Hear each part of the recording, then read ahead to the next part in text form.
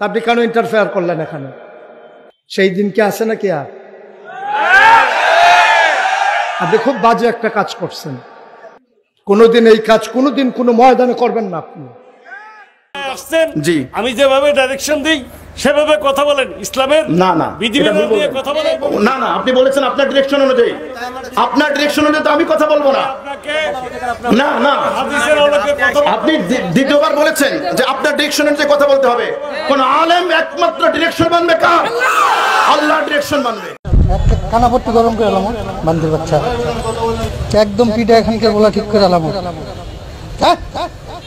মারানির বলা রাষ্ট্রবিধি কথা চলছে। অনেক সময় আমরা দেখি বিভিন্ন জায়গায় কোরআনের মাহফিল, তাফসিরের মাহফিলের উপরে অনেকে খবরদারি করতে আসে। দৃষ্টান্ত আছে না নাই? কোরআনের কণ্ঠগুলোকে স্তব্ধ করে দিতে চায়, এরকম দৃষ্টান্ত আছে না নাই? আছে আছে। বিভিন্ন মাহফিলে দেখবেন অনেক সময় যারা কোরআনের কথা বলে, কোরআনের পাখিদের সেই কণ্ঠকে তারা রোধ করে দিতে চায়, কোরআনের পাখিদের টুটি চেপে ধরতে চায়, কোরআনের পাখিদের কণ্ঠকে স্তব্ধ করতে চায়।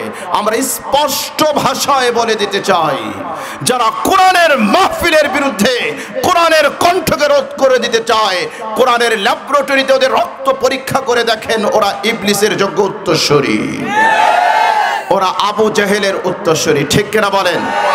আওয়াজ দিয়ে বলেন ঠিক কিনা? মহাগ্রন্থ আল কোরআন থেকে দলিল নেন। নবীজি সাল্লাল্লাহু আলাইহি ওয়াসাল্লাম যখন দাওয়াতের মিশন শুরু করেছেন,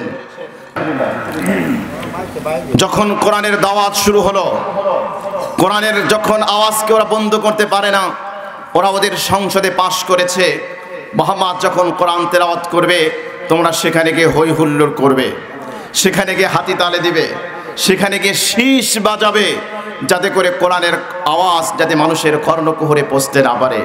আবার আল্লাহ রাব্বুল আলামিন কোরআনে কারীমের মধ্যে সেই আয়াত নাজিল করে তাদেরকে সতর্ক বার্তা দিয়েছেন। ওয়াকালাল্লাযীনা কাফারু লা তাসমাউ লিহাদাল কুরআন ওয়ালগাউ ফীহি লাআল্লাকুম তাগলিবুন। আল্লাহ বলেছেন, কাফেররা বলে লা তাসমাউ লিহাদাল কুরআন, তোমরা এই কোরআন শোনো না। ওয়ালগাউ, যেখানে কোরআনের তিলাওয়াত হবে, যেখানে কোরআনের আলোচনা হবে, সেখানে গিয়ে অলগাও, তোমরা হট্টগোল করবে, তালি বাজাবে। লাআল্লাকুম তাগলিবুন, যাতে করে কোরআনের উপরে তোমরা বিজয়ী হতে পারো। বলেন তো কে বিজয়ী হয়েছে? আবু জেহেল বিজয়ী হয়েছে না কোরআন বিজয়ী হয়েছে? মুমিন শহীদ মানুষ আওয়াজ দিয়ে বলেন কে বিজয়ী হয়েছে? কোরআন বিজয়ী হয়েছে।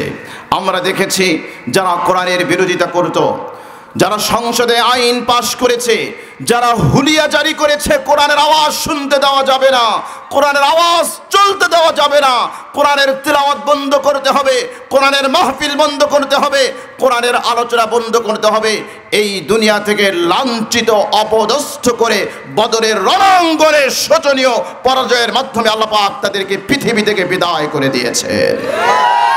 আওয়াজ দিয়ে বলেন ঠিক কিনা? যুগে যুগে কোরআন সমস্ত চ্যালেঞ্জকে মোকাবেলা করে আলহামদুলিল্লাহ এখনো সমহিমায় উদ্ভাসিত আছে। কিয়ামত পর্যন্ত এই কোরআনকে কেউ ফু দিয়ে নিভিয়ে দিতে পারবে না। ঠিক কিনা বলেন?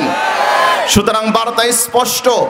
1450 বছর পূর্বে আবু জাহেল, উতবা, রাবিয়া, শাইবারা যেই মিশন নিয়েছিল, আল্লাহ রসুলের কণ্ঠকে রোধ করে দিতে চেয়েছিল, আজকে 1450 বছর পরে এসেও যারা কোরআনের মাহফিলের উপরে খবরদারি করতে চায়, কোরআনের মাহফিল বন্ধ করে দিতে চায়, কোরআনকে স্তব্ধ করে দিতে চায়, আমরা স্পষ্ট ভাষায় বলতে চাই, খুঁজে দেখো, খুঁজে দেখো, ওদের রক্তে আবু জাহেল আর আবু লাহাব আর উতবা, শাইবা, রবিয়ার ডিএনএ পাওয়া যাবে।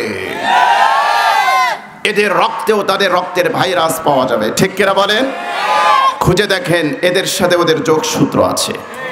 এজন্য মুসলমান সিদ্ধান্ত গ্রহণ করতে হবে কোরআনের পক্ষে না বিপক্ষে। জোরে বলেন পক্ষে না বিপক্ষে? জীবন চলে যেতে পারে, আল্লাহ, রসুল এবং কোরআনের ব্যাপারে মুসলমান কোনোদিন আপোষ করতে পারে না। ঠিক কিনা বলেন?